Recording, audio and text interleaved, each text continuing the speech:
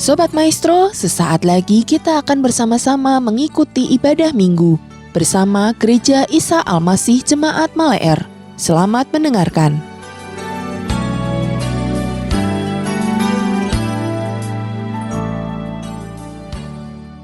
Shalom Bapak Ibu Saudara yang dikasihi Tuhan. Kita bersyukur kalau kita masih ada sampai saat ini itu hanya karena anugerah Tuhan.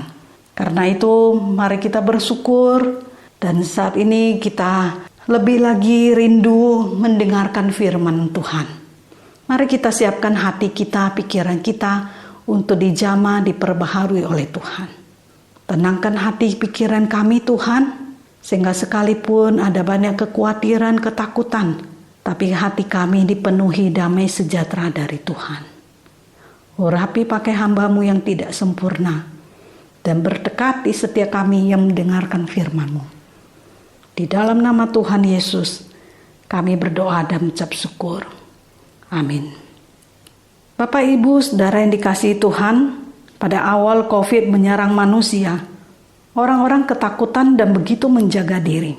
Tapi semakin hari orang mulai lengah dan cuek. Orang-orang mulai anggap sepele, tidak pakai masker, dan merasa tidak butuh vaksin. Karena berpikir bisa jaga diri. Tapi tanpa disangka justru ada di antara mereka yang anggap diri hebat dan kuat akhirnya terpapar COVID. Saudara, sama seperti orang yang merasa diri kuat dan sehat tidak butuh vaksin, begitu juga ada orang yang merasa diri teguh dan kuat rohaninya, tidak butuh Tuhan dan persekutuan. Padahal akhirnya ia rapuh dan hancur. Karena itu mari kita belajar apa yang Tuhan peringatkan supaya kita tidak jatuh. Kita akan mendengarkan tema teguh padahal rapuh. Mari kita akan sama-sama mendengarkan dari Matius pasal 26 ayat 31 sampai 35, lalu disambung dengan ayat 69 sampai dengan 75.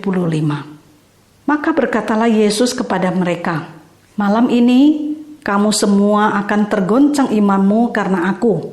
Sebab ada tertulis, aku akan membunuh gembala dan kawanan domba itu akan tercerai-berai. Akan tetapi sesudah aku bangkit, aku akan mendahului kamu ke Galilea." Petrus menjawabnya, "Biarpun mereka semua tergoncang imannya karena engkau, aku sekali-kali tidak." Yesus berkata kepadanya, "Aku berkata kepadamu, sesungguhnya malam ini, sebelum ayam berkokok, engkau telah menyangkal aku 3 kali." Kata Petrus kepadanya, "Sekalipun aku harus mati bersama-sama engkau, aku takkan menyangkal engkau." Semua murid yang lain pun berkata demikian juga. Kita lanjut di ayat ke-69. Sementara itu Petrus duduk di luar di halaman. Maka datanglah seorang hamba perempuan kepadanya, katanya, "Engkau juga bersama-sama dengan Yesus orang Galilea itu." Tetapi ia menyangkalnya di depan semua orang, katanya, "Aku tidak tahu apa yang engkau maksud."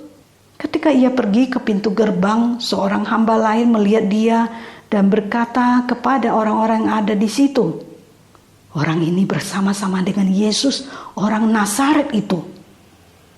Dan ia menyangkalnya pula dengan bersumpah, "Aku tidak kenal orang itu." Tidak lama kemudian orang-orang di situ datang kepada Petrus dan berkata, "Pasti engkau juga salah seorang dari mereka. Itu nyata dari bahasamu." Maka mulailah Petrus mengutuk dan bersumpah, "Aku tidak kenal orang itu." Dan pada saat itu berkokoklah ayam.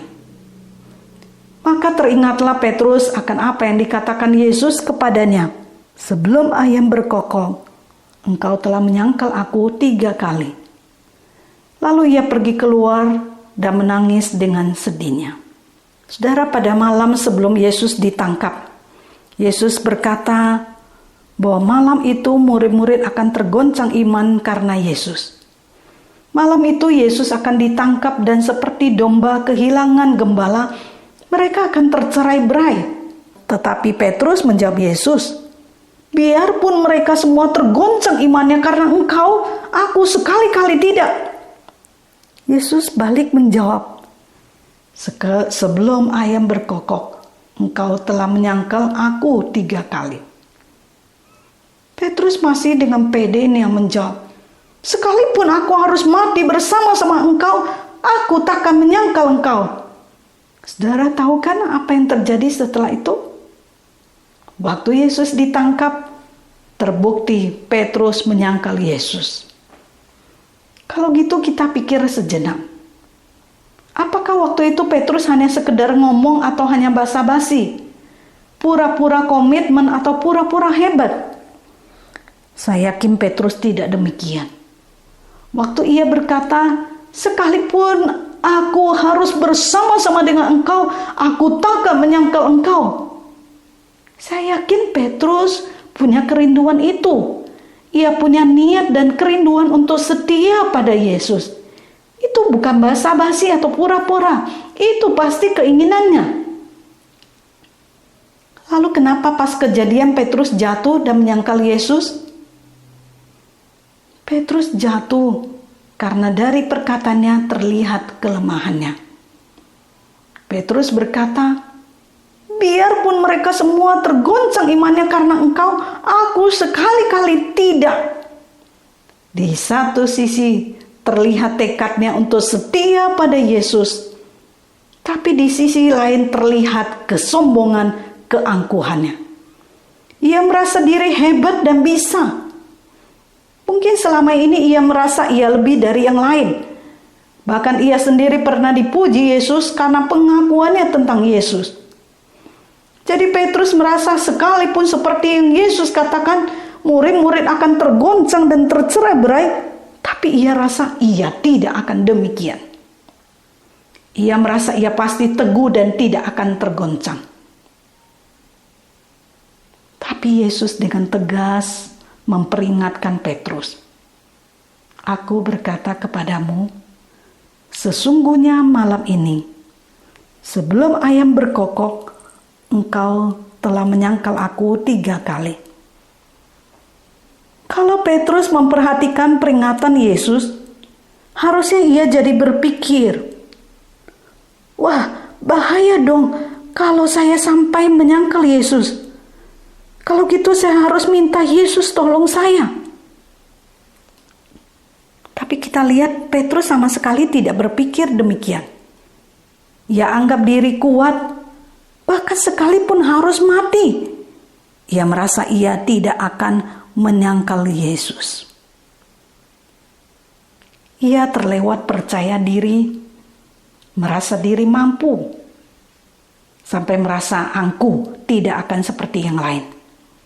Ia tidak aware, ia tidak hati-hati. Keangkuhan itulah yang menjadi titik kelemahan dan kejatuhannya.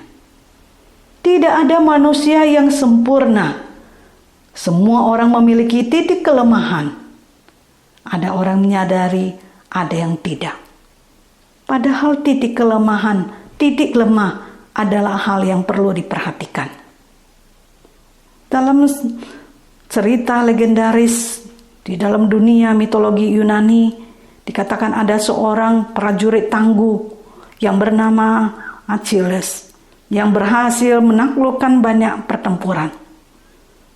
Tapi justru suatu hari ia malah tewas terpanah. Orang-orang heran, bukankah ia begitu kebal? Tapi kenapa ia bisa tewas terpana di tumitnya? Ceritanya, rupanya ibunya sudah melakukan beberapa tindakan ketika dia masih kecil untuk membuat bayinya ini kebal. Dan dia sering dicelupkan ke sungai Styx yang punya air kekebalan dari para dewa. Ibunya celupkan seluruh badan Achilles ini ke sungai. Tapi hanya satu bagian yang tidak pernah tersentuh, yaitu tumitnya. Karena ibunya pegang erat-erat tumit itu. Tapi itulah yang menjadi satu-satunya kelemahan Achilles, yaitu tumitnya. Dan kisah ini terkenal dengan sebutan tumit Achilles, sehingga mengingatkan orang harus hati-hati dengan titik lemahnya. Petrus yang selama ini terlihat lebih agresif dan menonjol, tapi tidak sadar ia punya titik lemah. Terlalu percaya diri sehingga menjadi sombong dan angkuh. Itulah titik kejatuhannya. Kita bisa jumpai orang-orang yang sombong di dunia sekuler. Tapi ada juga kesombongan rohani yang tanpa sadar bisa kita jumpai dalam diri orang percaya. Yaitu orang-orang yang merasa diri hebat karena punya skill, kekayaan, talenta, atau karunia. Orang ini melayani Tuhan, tapi sebenarnya sedang melayani diri sendiri, meninggikan diri, memandang diri lebih hebat dari yang lain. Atau ada orang-orang yang sombong rohani ketika merasa diri lebih baik dari yang lain. Mereka beribadah tapi merasa diri lebih baik, lebih suci dari orang-orang di luar. Orang-orang ini sama seperti tipe dari orang Farisi. Atau juga ada orang yang merasa diri kuat sehingga tidak butuh pertolongan apapun. Ia merasa diri teguh padahal sebenarnya rapuh. Ia sama seperti Petrus. Orang Kristen seperti ini merasa diri kuat, tidak butuh Tuhan, tidak doa, tidak belajar firman atau bersekutu pun bukan hal penting yang diperlukan. Orang-orang seperti ini jika tidak aware pasti akan jatuh dan kalah. 1 Korintus 10 ayat 12 mengingatkan. Sebab itu siapa yang menyangka bahwa ia teguh berdiri, berhati-hatilah supaya ia jangan jatuh. Lalu bagaimana caranya supaya aware dan tidak jatuh? Ingat bagaimana cara Yesus menang dari setiap pencobaan? Yesus selalu berkata, ada tertulis. Berarti Yesus selalu mengandalkan firman Tuhan. Bahkan di saat akhir di Getsemani, ketika Yesus ingin menyerah, tapi dalam doa ia selalu mengandalkan Bapa dan melakukan apa yang menjadi kehendak Bapa. Dan itulah yang membuat Yesus tetap teguh dan kuat. Apa yang menjadi titik kelemahan kita? Kenapa kita sering jatuh dan kalah dalam dosa? Apakah karena kita menjadi sombong dan tidak aware, tidak berjaga-jaga? Yesus berkata, berjaga-jagalah dan berdoalah supaya kamu jangan jatuh ke dalam pencobaan. Roh memang penurut, tetapi daging lemah. Sudahkah kita berjaga-jaga? Waktu Yesus ditangkap, semua murid melarikan diri termasuk Petrus. Tapi diam-diam Petrus mengikuti Yesus dari belakang. Tapi dia kepergok orang. Kamu kan yang sering bersama Yesus? Petrus menyangkal, oh bukan. 3 kali orang mengatakan itu, 3 kali juga Petrus menyangkal. Bahkan sampai mengutuk dan bersumpah, aku tidak kenal orang itu. Bapak Ibu, kenapa Petrus sampai menyangkal Yesus? Takut. Dia takut kalau ngaku, mungkin saja dia ikut ditangkap. Takut diri tidak aman, takut bahaya. Ketakutan itu membuat Petrus tidak berani ambil resiko.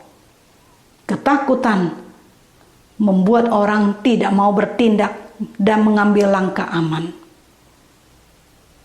Orang lebih baik diam cari aman, tidak ambil resiko. Dalam hati Petrus mungkin ada kepedulian dan kasih pada gurunya. Tapi ada juga rasa takut. Namun ia tidak bisa tinggal diam saja. Makanya ia pergi ikutin Yesus. Petrus mengikuti Yesus, tetapi ia tidak masuk ke balai sidang untuk menemani Yesus. Ia hanya ikut Yesus, tapi dari jauh. Ia takut. Sehingga ia hanya duduk di halaman di antara para pengawal. Itulah diri Petrus yang ambivalen. Ikut tapi dari jauh. mengasihi guru, tapi tidak berani membela. Justru ketika ia menghadapi bahaya, ia segera menghindar dengan menyangkal Yesus. Apakah kehidupan Petrus yang ambivalen mungkin juga terjadi dalam hidup kita?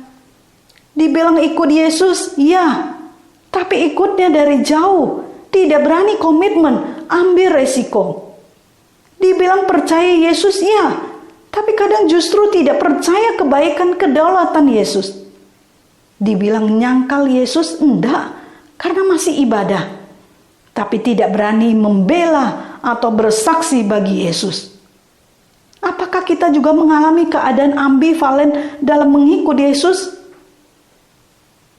Petrus dapat stigma negatif karena ia menyangkal Yesus. Padahal apakah Petrus lebih buruk dari murid yang lain? Di mana murid lain ketika Yesus ditangkap? Melarikan diri. Di mana murid lain ketika Yesus dibawa untuk diadili di istana imam besar Kayafas? Tidak ada kecuali Petrus. Kalau ada murid lain yang datang dan dipergoki sebagai pengikut Yesus, kira-kira apa mereka berani berkata iya? Atau mereka juga menyangkal, berkata tidak kenal Yesus? Yesus diperhadapkan pada suatu ujian dan pencobaan. Murid lain tidak hadapi pencobaan itu. Mereka tidak didapati jatuh. Mereka bisa saja menang, tapi bisa juga kalah dan jatuh sama seperti Petrus. Begitu juga jika kita belum diperhadapkan pada situasi sulit dan bahaya, kita mungkin merasa baik-baik saja dan setia ikut Yesus. Tapi jika ada bahaya mengancam, apakah kita berani berkorban bagi Yesus atau memilih cari aman dan kenyamanan? Suatu kali ada seorang misionaris yang melayani di timur laut India. Lama dia memberitakan Injil, tapi akhirnya seorang pria dengan istri dan 2 anaknya percaya Yesus. Dan iman mereka menular sehingga banyak orang mulai kenal Yesus. Kepala desa melihat itu suatu bahaya sehingga mengancam dan menangkap misionaris itu. Kepala desa mengancam, jika engkau tidak mau menyangkal dan berpaling dari imanmu kepada Yesus, maka anakmu akan kami bunuh. Misionaris itu kaget dan dia berkata seperti pujian, mengikut Yesus keputusanku, mengikut Yesus keputusanku, mengikut Yesus keputusanku, ku tak ingkar. Karena dia tetap mengikut Yesus. Akhirnya kedua anaknya dibunuh. Bahkan istrinya juga dibunuh. Tetapi ia tetap mengikut Tuhan. Saudara, tantangan ada di depan kita. Ada yang langsung, ada yang diam-diam mengusik iman rohani kita. Apakah kita hanya mengikut Yesus tapi hanya dari jauh? Apakah ancaman penyakit, ketakutan, atau bahkan kenyamanan hidup membuat kita tidak lagi berkomitmen bagi Yesus? Beranikah kita ambil resiko bagi Kristus? Berani mati bagi Kristus dan berani hidup bagi Kristus. Tuhan Yesus memberkati kita. Amin. Suara manusia sudah berhenti. Berkata-katalah kepada kami, Tuhan, teguhkan kami. Mampukan kami untuk terus bersandar pada Tuhan, setia mengikut Tuhan sampai akhir. Dalam nama Tuhan Yesus kami berdoa. Amin. Demikianlah Bapak Ibu Saudara ibadah kita hari ini. Kami mengundang sidang jemaat untuk dapat tetap mengikuti ibadah online Gereja Isa Al-Masih Jemaat Maleer, baik melalui Radio Maestro 92,5 FM setiap hari Minggu pukul 12:15 atau melalui channel GIA Maleer di youtube.com setiap hari Minggu pukul 9.30. Bagi sidang jemaat yang membutuhkan dukungan doa, dapat mengirimkan beban doa melalui SMS ataupun WhatsApp di nomor 0821 1965 9019.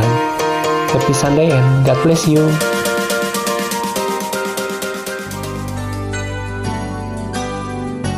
Sobat Maestro, Anda baru saja mendengarkan ibadah minggu bersama Gereja Isa Al-Masih Jemaat Maleer. Terima kasih atas kebersamaan Anda. Selamat hari Minggu dan Tuhan memberkati.